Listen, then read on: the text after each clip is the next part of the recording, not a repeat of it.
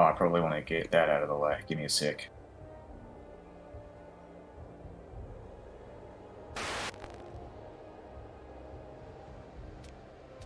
Good thing I noticed that.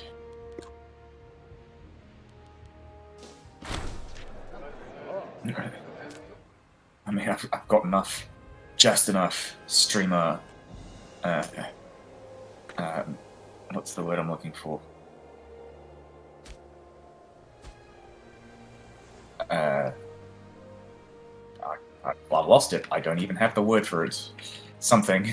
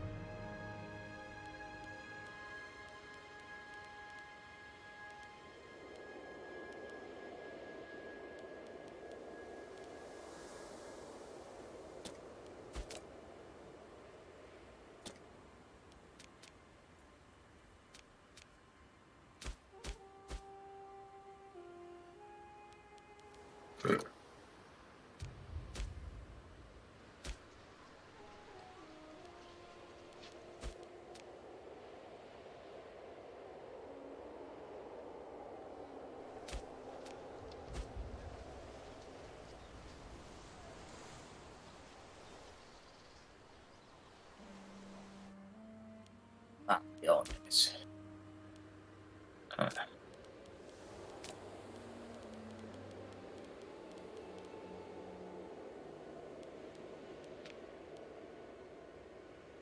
We want to keep. I think we want to keep colonizing in Belgica actually.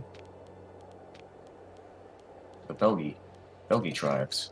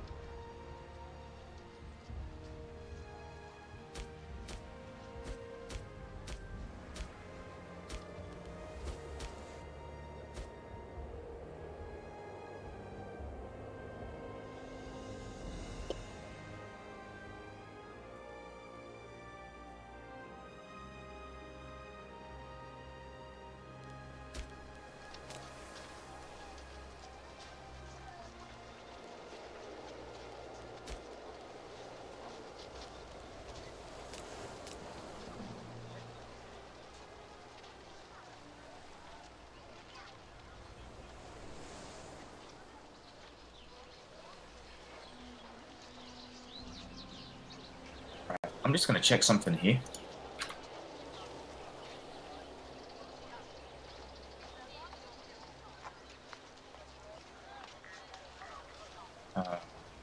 For buildings and infrastructure.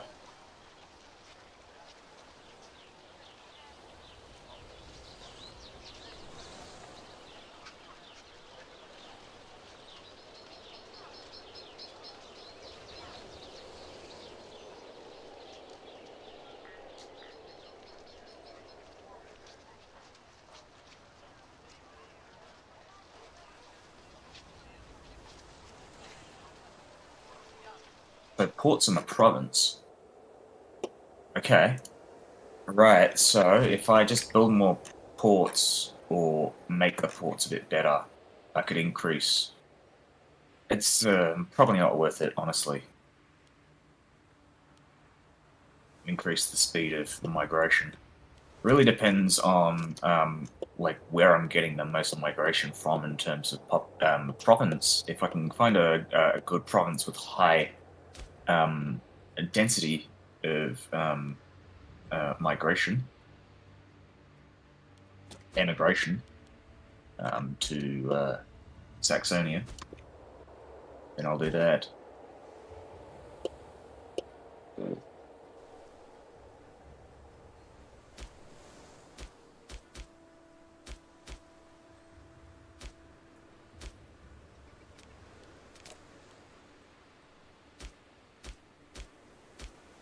We want to start moving some slaves here, I think. Because we're not going to get pop promotion speed fast enough, so I can actually move guys from Saxonia with no issue. There we go. And we want to move them from Saxonia.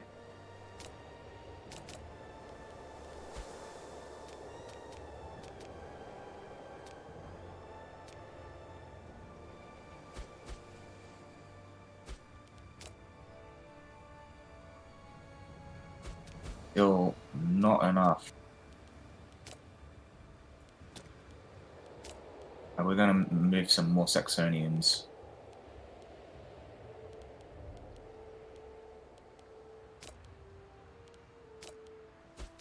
See. Alright, well, it's decent.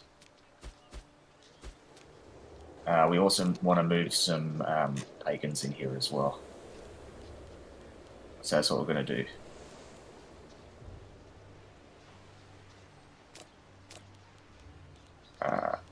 Some pagans and some... I'm not pagans, what am I saying? Druidics.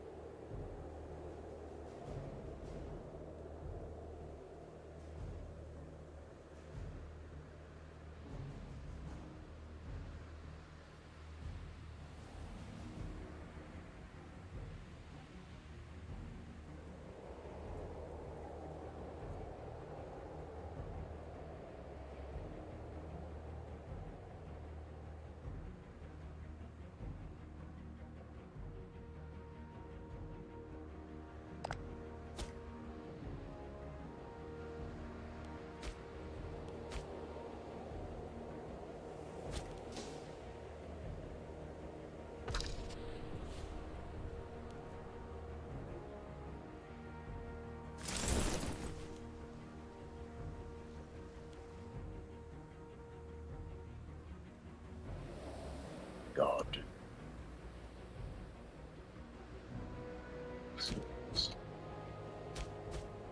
God.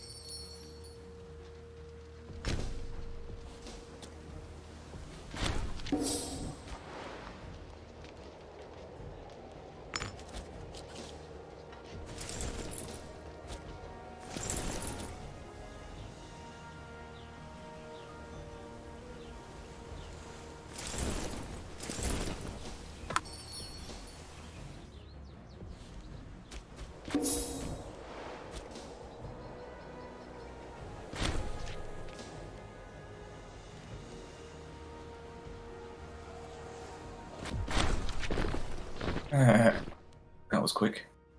Alright. Let's see.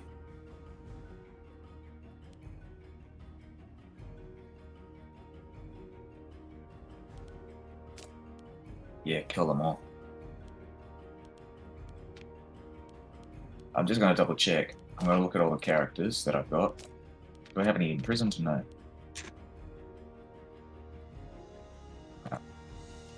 Loyalty of characters. I'm just going to assume kill them all. And it turns out... Oh, a lot of these characters actually did die. Yeah, okay, so maybe I shouldn't have done that.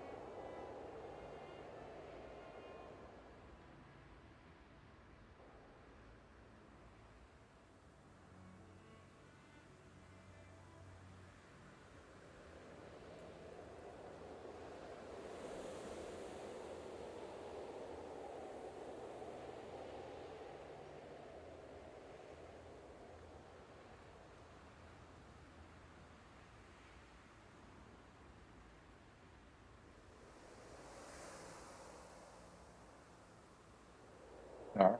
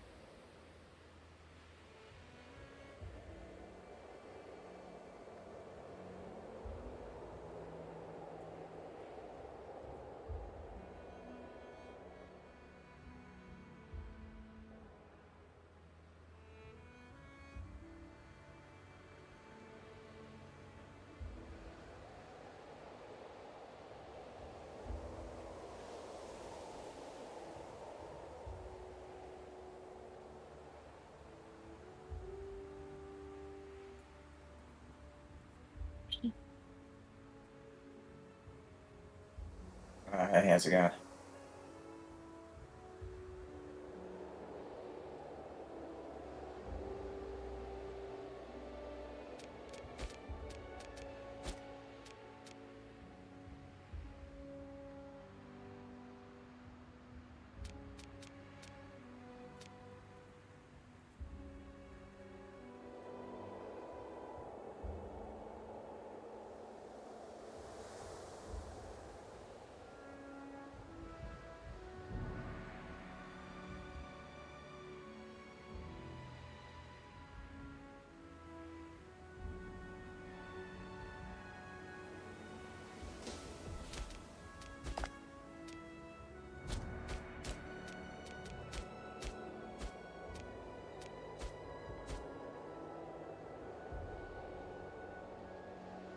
I might be playing Stellaris.